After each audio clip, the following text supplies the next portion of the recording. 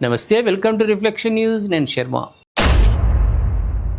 Iran మనం గతంలోనే అనుకున్నాం, వాళ్ళు ఏమని మాట్లాడారు ఆర్మీ వాళ్ళు, మా తాతలయే మేము పంపించినాం, ఇప్పుడు ఇంతవరకు నడిచినాయి, ఇక కొత్త ఇది ఇస్తాం, మా తరంలో మేము తయారు చేసినట్టు క్షిపణులు అవన్నీ ఉన్నాయి అన్నారు కదా. ఇప్పుడు యుద్ధరంగంలోకి తొలిసారి ఇరాన్ డ్యాన్సింగ్ మిసైల్ అట, డ్యాన్స్ చేస్తుంట. ఒకసారి డీటెయిల్ నాకు కూడా ఆసక్తిగా ఉంది, ఏంది డ్యాన్సింగ్ అని. గల్ఫ్ దేశాల్లోని అమెరికా స్థావరాలు, ఆస్తులే లక్ష్యంగా ఇరాన్ దాడులు కొనసాగిస్తోంది. Bahrain, Saudi Arabia, United Arab Emirates, UAE వంటి దేశాలపైకి భారీగా క్షిపణులు, డ్రోన్లను ప్రయోగిస్తోంది. తాజాగా ఇజ్రాయెల్, యుఎస్ స్థావరాలే లక్ష్యంగా చేసిన దాడుల్లో టెహ్రాన్ అధునాతన క్షిపణులను ప్రయోగించింది.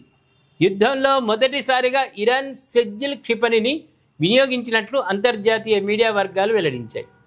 స్వదేశీ పరిజ్ఞానంతో రూపొందించిన ఈ క్షిపణిని డ్యాన్సింగ్ మిసైల్, అషౌరా వంటి పేర్లతో పిలుస్తారు.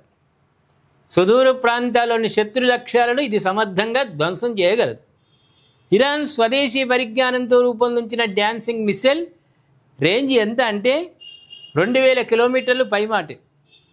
ఇది 700 కిలోల వార్ హెడ్లను మోసుకెళ్లగలదు.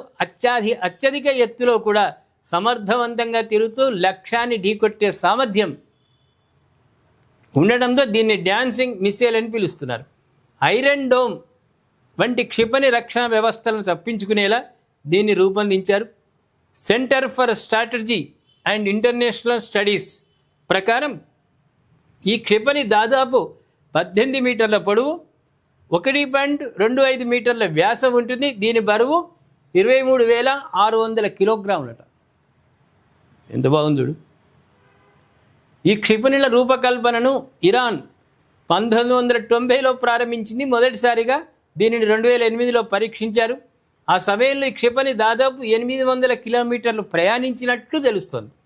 మెరుగైన నావిగేషన్ వ్యవస్థలను రూపొందించి 2009లో రెండోసారి పరీక్షించారు. అనంతరం పలుమార్లు పరీక్షించారు. మరోసారి ప్రయోగం చేసే సమయంలో ఈ క్షిపణి హిందూ మహాసముద్రంలోకి దాదాపు 1900 కిలోమీటర్లు, 1900 కిలోమీటర్లు ప్రయాణించినట్లు తెలుస్తుంది. ఇప్పుడు ట్రయల్స్ చేసిర్రు, సక్సెస్ అయింది. ఇంకా దాని కెపాసిటీ అయింది. 2009లో దీన్ని కనుక్కున్నారు అంటే దానికి ఇంకా ఎన్ని ప్రయోగాలు చేయొచ్చు, ఎన్ని మార్పులు చేయొచ్చు. ఇప్పుడు 2000 కిలోమీటర్లు ఇంచుమించుగా ఇది వెళ్ళిందంటే నాటే జోక్.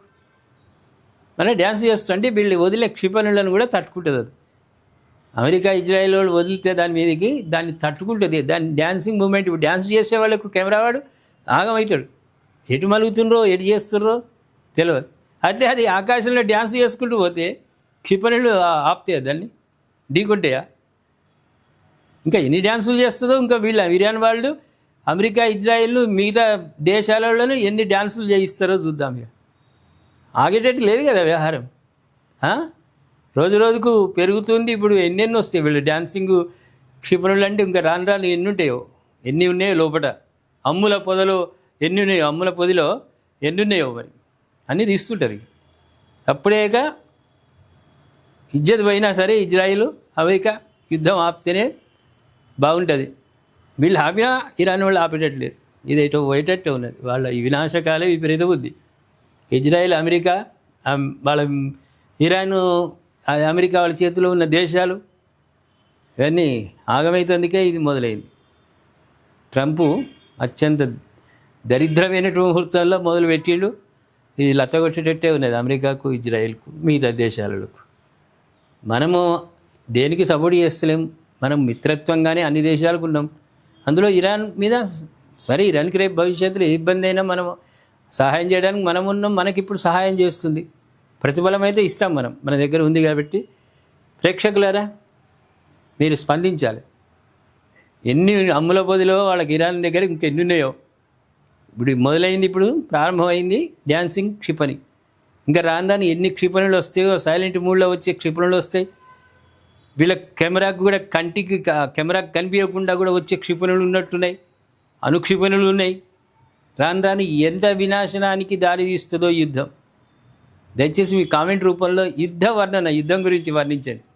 భవిష్యత్తులో ఏమయ్యే ఉన్నది, ఏం కానున్నది ఇజ్రాయిల్, అమెరికాను నమ్ముకున్న దేశాలు, వీళ్ళ గుత్తాధిపత్యంలో ఉన్న దేశాల పరిస్థితి ఏంది?